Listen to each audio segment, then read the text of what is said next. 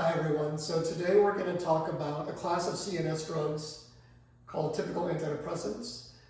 This class of drug treats chronic depression, so a persistent feeling of sadness and a lack of enjoyment in typical day-to-day activities, especially day-to-day activities that the patient previously enjoyed, to the point that it significantly affects their daily life. There's not a complete understanding of the cause of depression. However, there is a widespread or a widely accepted theory called the monoamine theory of depression. And so it proposes that a low level of serotonin, dopamine, and norepinephrine, which are all monoamine neurotransmitters, leads to the dysregulation in behavior and mood that patients present with in depression. And that's where these four classes of drugs are going to come into play. They all are going to either increase the activity or the levels of dopamine, serotonin, and or norepinephrine. So our first class of typical antidepressants is your MAOIs, or your monoamine oxidase inhibitors. So if you take a look right here, we have three neurons. This first one is a dopaminergic, or a dopamine secreting neuron.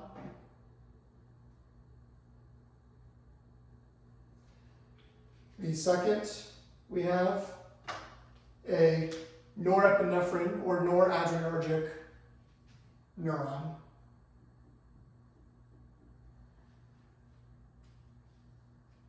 And then this last one is our serotonergic or serotonin secreting neuron.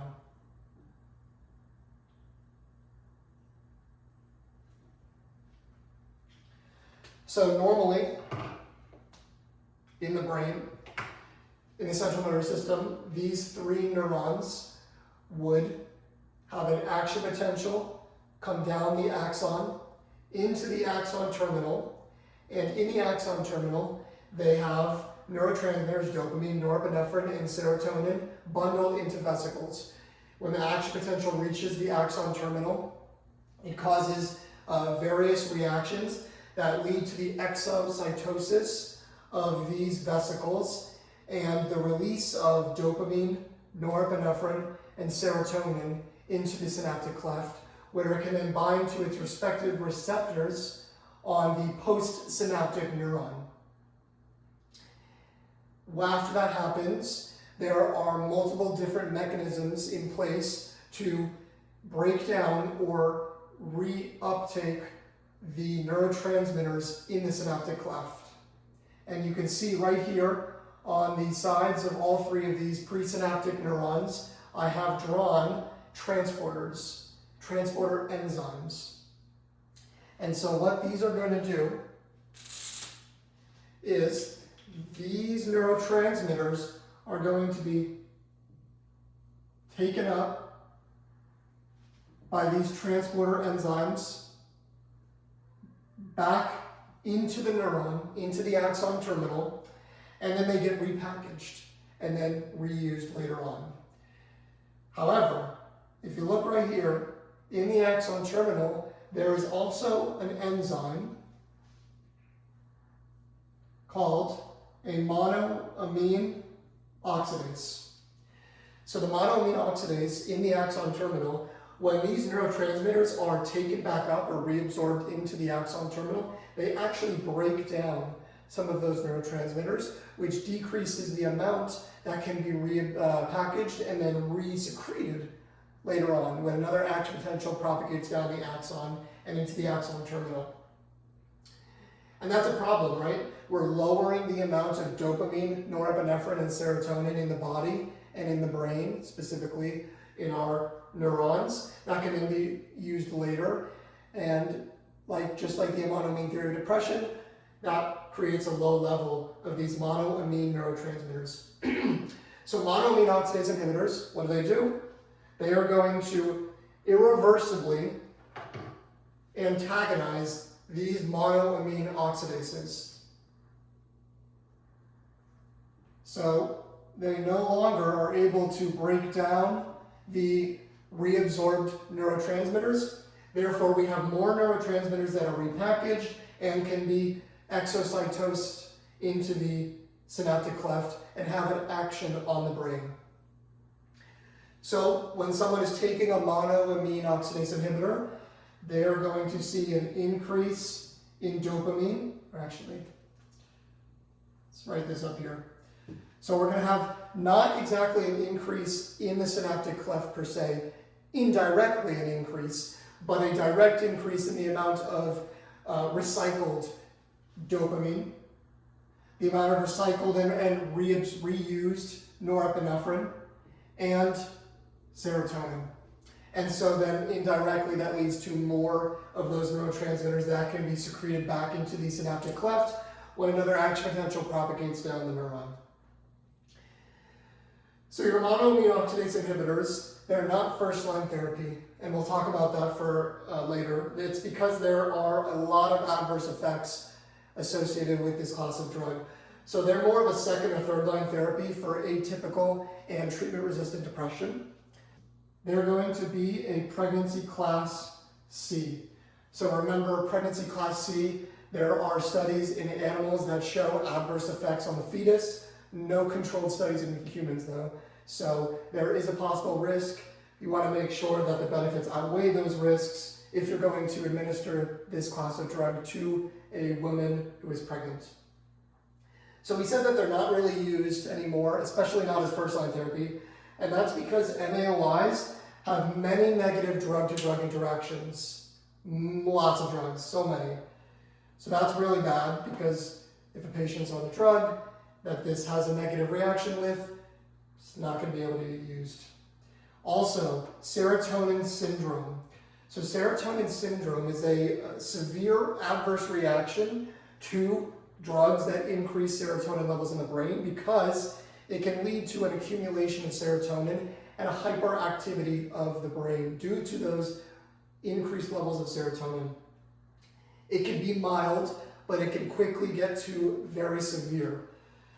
So common symptoms: flushing, hyperthermia, agitation, muscle rigidity, and then you get, which is one of those severe ones, and then additionally you can get seizures and a possible coma if not treated quickly. Remember, monoamine oxidase inhibitors contraindicated for patients with cardiac diseases. Why is this? Two reasons.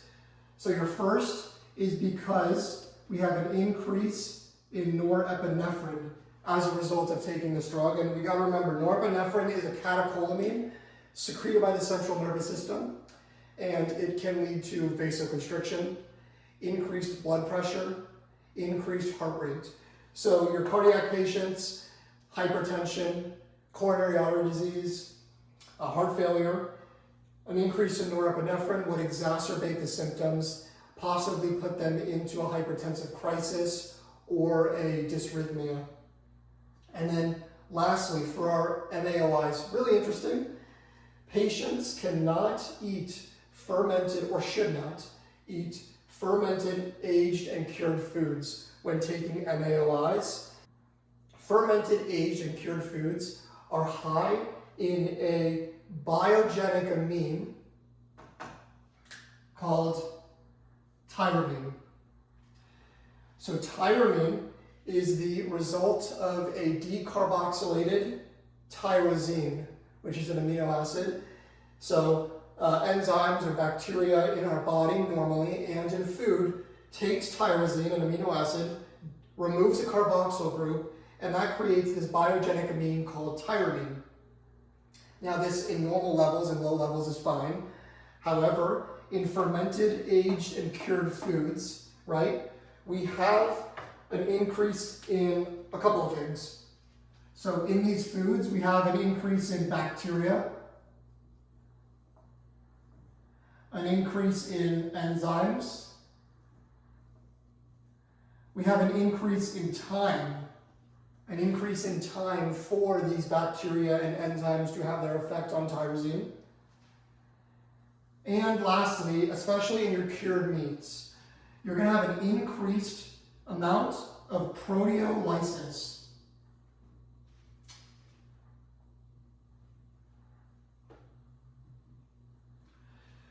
So bacteria and enzymes normally facilitate this reaction of tyrosine decarboxylated into tyramine. And so your fermented, your aged foods, they have more of these bacteria and more enzymes to perform this reaction. They also have more time, right? Because it takes a while for these foods to ferment, to age. So more tyrosine can be converted into tyramine. And then with your cured meats, proteolysis, the breakdown of protein, increases in these cured meats, which means we have a higher level of free tyrosine. Therefore, it can be converted into tyramine in greater amounts. So normally in the body, right, if you look at my beautiful picture here of the colon and small intestines, and we zoom in on the cell wall of the small intestines, you actually have monoamine oxidases in the cells of the small intestinal wall. Monoamine oxidases break down tyramine, preventing it from being absorbed into the systemic vascular system. Why is that important? Well, tyramine is a sympathomimetic.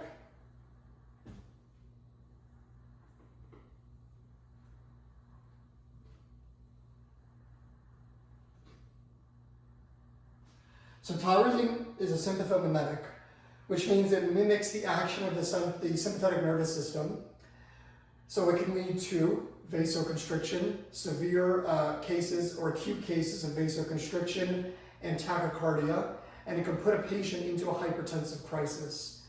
So it's very important to educate your patients who are being given MAOIs to avoid these foods, these fermented, aged, and cured foods like pepperoni, hot dogs, wine, beer, pickles, cheese, because they have high levels of tyramine. Tyramine is a sympathomimetic, and when we block the MAOs in the small intestines, we can't break down tyramine. It gets into the systemic vascular system, and it exerts its effect on the vessels and the heart, and we can get a hypertensive crisis. So definitely make sure you educate your patients. All right, so our second class of typical antidepressants is our tricyclic antidepressants. Tricyclic antidepressants are going to inhibit the noradrenergic and serotonergic transporter enzymes. So they are preventing the reuptake of serotonin and norepinephrine. And what does that do? That means we get an increase in the levels of norepinephrine in the synaptic cleft and an increase in the levels of serotonin in the synaptic cleft. Therefore, it exerts more effects on the brain and the body. You got to remember though, tricyclic antidepressants also antagonize histamine and muscarinic receptors. And that's important for our side effects. So if we remember back to my previous video on insomnia and anxiolytics, we know that 3 regions in the brain that promote arousal and wakefulness secrete histamine.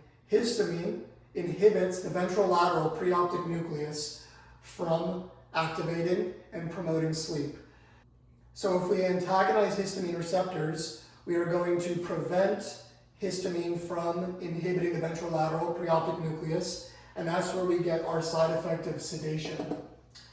And then muscarinic receptors. So remember, these are the receptors that the parasympathetic nervous system acts on through the secretion of acetylcholine, which binds to the receptor and then allows for the parasympathetic action on that body part. And we'll talk about that with our side effects. Our tricyclic antidepressants are a pregnancy class C, so there are risks. Benefits have to outweigh those risks. Side effects. You're going to have anticholinergic side effects because of that antagonization of the muscarinic receptor. That includes dry mouth, urinary retention, and constipation. We talked about sedation already. You also can see weight gain, orthostatic hypotension, tachycardia, arrhythmias, confusion, and because we're increasing serotonin levels, serotonin syndrome. So it's always good to get a baseline heart rate, blood pressure, EKG on your patient because of these possible side effects on the heart. Another important thing to remember about your TCAs is that they can increase suicidal idealization and behaviors in patients, especially ages 18 to 25. So very important to assess the patient to see if they're exhibiting those behaviors before they're on the TCAs, and then continue to monitor for any change or increase in these behaviors after TCAs are started. So TCAs, they antagonize histamine, they can cause sedation. So it's best to administer these drugs at night to prevent those sedative effects from interfering with the patient's daytime activities. Also, cardiac diseases are contraindicated for the use of TCAs. Why? Because we're increasing norepinephrine levels, and that can exacerbate cardiac diseases like coronary artery disease, heart failure, hypertension, arrhythmias.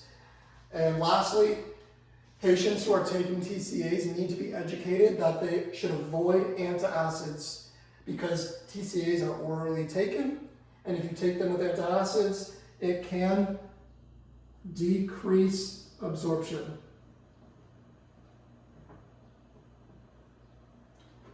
So make sure to educate your patients. All right, so now we're going to move on to our SSRIs, our selective serotonin reuptake inhibitors. These are going to be your most commonly used typical antidepressant. So they are blocking the serotonergic transporter, which prevents the reuptake of serotonin and increases its level in the synaptic cleft, just like our TCAs do, therefore increasing serotonin's effect on the brain and on the body. SSRIs are pregnancy class C, and we got to remember that side effects include nausea, vomiting, headache, fatigue, insomnia, sexual dysfunction, weight gain, dry mouth, blurred vision, and of course, serotonin syndrome. And then our SNRIs, another commonly used one. These are our serotonin and norepinephrine reuptake inhibitors. So just like our TCAs, we are preventing the reuptake of serotonin and norepinephrine by these transporter enzymes, increasing its levels in the synaptic cleft. The difference is that we're not antagonizing histamine and muscarinic receptors as much. So we have less of those anticholinergic and sedative side effects. Very similar to SSRIs with the side effects. Hold on, we forgot the pregnancy class. C and B. So a little bit less risks with your SNRIs compared to your other typical antidepressants. So side effects, very similar to SSRIs. Nausea, vomiting, headache, insomnia, dry mouth, sexual dysfunction. We're increasing norepinephrine levels, right? So what do we know? That means we're increasing the possibility of sympathetic nervous system activation. You may see an increase in blood pressure and heart rate, slightly. And then of course, serotonin syndrome. With all of these drugs, we're increasing serotonin levels. We need to watch out for serotonin syndrome. Lastly, we're going to talk about some nursing considerations for all of our typical antidepressants. So the first one is slow onset. It takes a while for the therapeutic effect of these drugs to occur, possibly weeks, 2 to 6 weeks. So educate the patient, right? They're not going to see a change in their behavior and mood very quickly, but they need to be educated on the fact that they shouldn't stop even though they don't see a change because it takes a few weeks. And secondly, do not quit cold turkey. These drugs must be tapered because if they are not, they can have rebound depression as well as some adverse side effects. All right, so that concludes our lecture on typical antidepressants. Thank you guys for watching. If I missed anything or I misunderstood anything, let me know in the comments. And yeah, appreciate you guys tuning in.